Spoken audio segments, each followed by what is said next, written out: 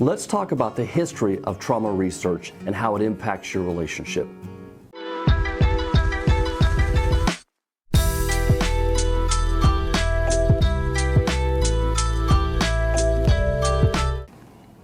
Okay, so what I want to do in this episode is I want to talk a little bit about the history of trauma research, because it's really actually a very fascinating history. And in some other videos in the future, what we're going to do is we're going to talk about the changes in research and the changes that new clinicians as well as researchers were able to implement with new tools. But we got to go back first to understand just the revolutionary impact that the new researchers have had. So we're actually going to go all the way back to the 1880s, and we're going to start with a man named Sigmund Freud. Now, trauma has probably been around as long as human beings have been around in some form or fashion.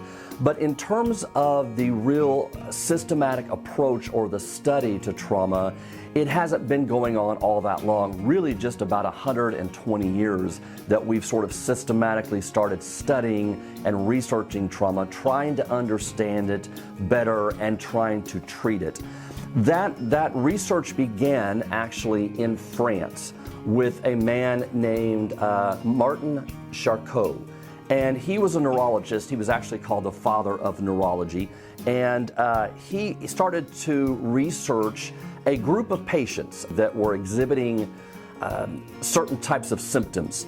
And the symptoms could be that part of their body was locked up, or they may faint or become easily overwhelmed. And a lot of these individuals were primarily women. And so this particular disease, as they called it at the time, was called hysteria. Now, today, we don't use that term anymore. We use conversion disorder. And what that means is that something psychological in nature is going on that is causing physical symptoms. And so we call that conversion disorder these days. Back in 1880, was called hysteria. So Jean-Martin Charcot started researching this, and as I said, he was the father of neurology. Now, a young student came to study with him named Sigmund Freud. And Sigmund Freud, despite all of the jokes made about him these days, was actually a really shrewd observer of human behavior, and he was really quite adept at using the tools of his time, which included hypnosis. That was the advancement of tools they had in those days, in terms of trying to be able to uncover and study hysteria. So really it began in France, and it began with Charcot, who set up this laboratory and began to systematically study a certain type of patient that had a certain disorder called hysteria. Now, the real hero in the story, in my opinion, is Pierre Janet. Now, Pierre Janet was also a physician as well, and he worked with Charcot, but he did something extraordinary where Charcot was trying to really understand and be descriptive about what was happening, and made lots of advancements in describing the types of symptoms and being able to classify those symptoms. Janet, what he did was he took a phenomenological approach. Now, that just simply means that he was actually talking to the patients. He was finding out from within their own frame of reference, and that's kind of what phenomenological means. It means from within their frame of reference, what was happening for them at this given time. And so Janet really was trying to figure out not only what was happening from within their own frame of reference, trying to understand how the mind was working and these psychological processes were affecting physical symptoms, where they had already ruled out any physiological root cause of the issue. So they knew it wasn't biological, that something had to be getting in the way, causing these symptoms. And so that's why then we're beginning to understand that, well, maybe the brain has a real impact on the body, and what is that link? And that's kind of where a lot of trauma field started with with these symptoms and these particular patients that were exhibiting what they called hysteria at the time. So Genet was really using a phenomenological approach and talking to these patients, trying to understand within their own frame what was happening. Well, it just so happens that many of these patients, many of them, were being sexually molested, raped at times within sometimes their own family. And so the root cause, and they call this pathogenic secrets at the time, because you got to remember, this is during the Elizabethan era. This is during a time where, it was scandalous if a woman showed her ankle, let alone talking about anything around sex, sexuality, or a couple's sex life, or what might be happening in the life of the family at home. This would have been anathema. This would have been just off out of bounds. You don't discuss this kind of thing. So Genet, as he was discovering this, was realizing that these pathogenic secrets were causing a lot of these symptoms. And then you enter Sigmund Freud. And so Sigmund Freud was a big fan of Charcot. He was a big fan of Genet as well. He went to study with them, and then he brought back this information. Sigmund Freud was a Viennese physician. He was a neurologist by study, but he didn't really want to be a neurologist. He didn't want to be a practicing physician in that sense. He was a researcher. He thought of himself as a researcher, and his whole life had been leading up to trying to discover something about the world or human beings that had not been discovered before. And he was using all the tools that were available to him at the time. That included cocaine for a brief period of time, because they thought maybe this was an avenue to open up things that were happening inside of people and help us discover how the brain works and the mind works, as well as hypnosis was big in his day as well. So he brought all this back to Vienna, which is where he lived. And he had a colleague named Joseph Brauer. And Joseph was a little bit older than he was. And Joseph was seeing some patients as well as Sigmund Freud. And so they began sort of talking to these patients, trying to put them under hypnosis, trying to understand how the mind worked and how something that was traumatic to them was creating the symptoms that it were. And what is the process that occurs in that, from traumatic event to symptomatology that we're trying to understand. Now, what's interesting about this is that Brauer had a patient named Anna O, and it's a very famous case in psychology. And she was not able to be hypnotized as easily as some of the others. So at one point, Brauer decided to put aside the hypnosis and just talk to her. And they spent some sessions just talking to each other. Well, part of what was her symptom was that her arm would lock up in a certain rigid form. And this was part of her symptom. But under hypnosis, her arm could move freely.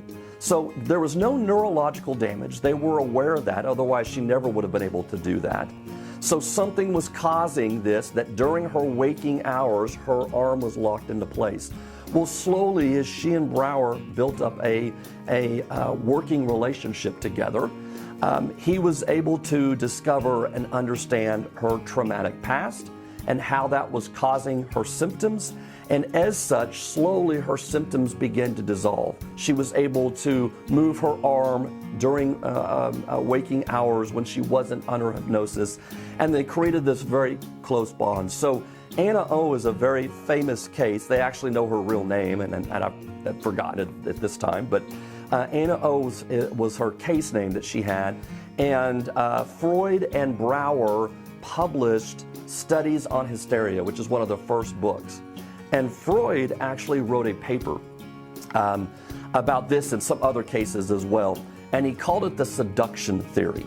Now remember, this is probably 1893, so we're still firmly entrenched in the Victorian era, and coming out with a paper that these young women are being sexually seduced or molested or raped, and that is causing the symptoms, would have been scandalous for the time.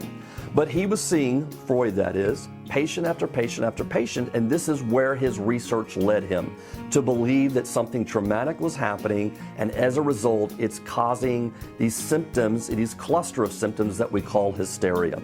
Well, he had this paper all set, and he was getting ready to publish this paper, and then something happened. Something significant happened, and that is that he found that some of his patients had lied. And so, given the pressure I think Freud was feeling about publishing this paper in the era in which he exists, and then finding out that some of his patients had lied, completely turned him around. He threw the paper aside, and then he started developing his whole theory about internal fantasies and wishes. So instead of something real happening to somebody outside the individual, a traumatic event that then greatly impacts the individual, he thought that everything was coming from within inside the individual. And eventually he created a tripartite system, what he called the id, ego, and superego, and I'll get to that here in just a moment. But this is terribly sad for trauma and terribly sad for trauma researchers, because by Freud not publishing that paper, and who knows, it probably wouldn't have been received well, but this would have been a hallmark publication, and it could have moved us forward studying trauma, and instead it set us back almost nearly 100 years. Because it wasn't until the late 80s and into the 90s that we then really began to systematically study and research trauma at that point in time. President H.W. Bush called the 90s the decade of the brain, and he did that because we had gotten to the point where we could develop new tools that helped us understand what was actually happening in the brain, that gave rise to the mind, the way we think and perceive, that then connects to our body, any types of symptoms that happen. So for the first time in the 1990s, we were able to see and detect that.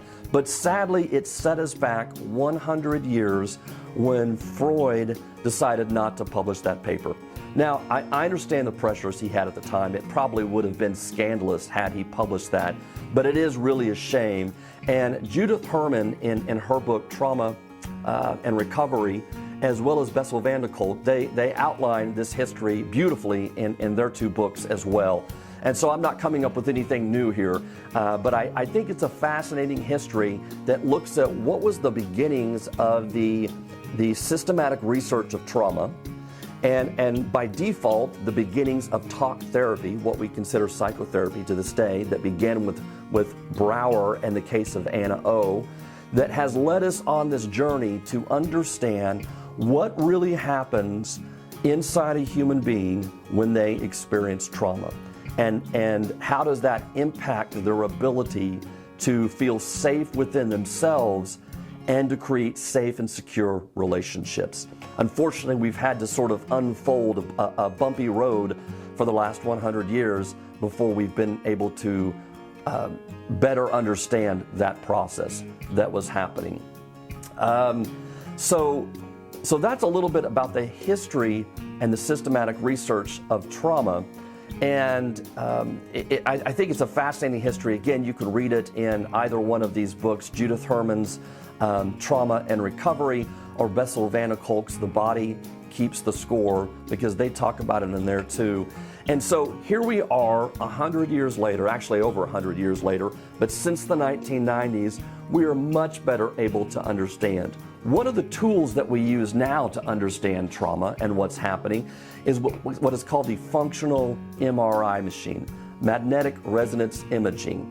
Now, you've probably seen pictures of them. It's like a big tube that they slide you in, and it has these magnets that go round and round and around inside this tube. And the functional part of it, because we've had MRIs for a while, but it was in the 1990s that we created the fMRI, the functional magnetic resonance imaging, and that allowed us to track the blood flow to various parts of the brain under certain conditions. So for example, we could slide somebody into the tube. They are able to hold, hear in their ear. We can talk to them in there, and we might put them through a series of tests while that magnet is going around, and we're measuring the blood flow in the brain that tells us what areas of the brain are lighting up under these certain conditions. So one of a great research study that happened was with a group of patients that were insecurely attached. And so they were going into the MRI machine, and they were asked to think of a traumatic event that occurred. And when they did, we could see all the kinds of blood flow that went on in their brain. We could see how the amygdala and the limbic system, which is the emotional and the fear-based part of the brain, would light up. And we could see the medial prefrontal cortex, which is the reasoning, rational part of the brain, completely go dark, or almost completely go dark. And so what this tells us is that people that have trauma, we can now measure that it's when they get triggered by it could be a sound, it could be a situation, it could just be a feeling that has them reimagine what happened.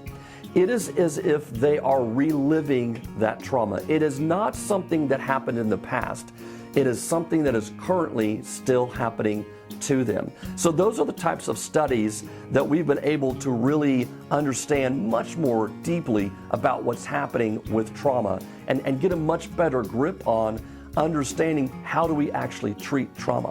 One of the hallmarks of treatment is to be able to help the trauma survivor understand, and I'm not talking about necessarily cognitively, I'm talking about being able to create an experience that's from the bottom up, the body up to the limbic system and then up to the prefrontal cortex, that what happened to them is in the past and not currently happening to them now. And that's one of the outcomes of trauma treatment, is being able to understand that that was then, this is now. You can distinguish between the two, and you can feel safe in your relationship in the here and now. So we've come a long way since the 1880s in understanding trauma, understanding its symptoms, understanding how to treat trauma. And in future videos, I'll go through more studies like that. But I thought this would be an interesting one, just kind of laying out exactly what happens and what has happened over the last 120, 130 years, that we've arrived to where we are today, which is light years away from where we were. We've done so many incredible things in terms of being able to understand how the brain works, how it gives rise to thoughts and feelings, and how it impacts the body. And we see those as very much connected. The mind, the brain, and the body are very much connected. They are not separate. Only are they separate when somebody has suffered trauma and then cuts off or disassociates their feelings and their bodies from their mental processes, from their thinking. That's the only way it's separated. Otherwise, and that is a protection maneuver. It's a strategy the person used to survive and get through what they had to adapt to, or the horrific event that occurred. And so that is a survival strategy. When we cut off our feelings and our mind from our body, that's because we've moved into a place of protection, and it's a survival strategy that helps us get by. Otherwise, the sensations and feelings that get held in our body can be absolutely overwhelming, and that's part of why the person experiences that what happened then is now still happening to me in this moment. So if you like this video, if you have any comments or questions, please feel free to reply below. If you like what you're hearing, hit the subscribe button and be sure and hit the bell notification so that you'll get the next video that comes out. We'll see you next time.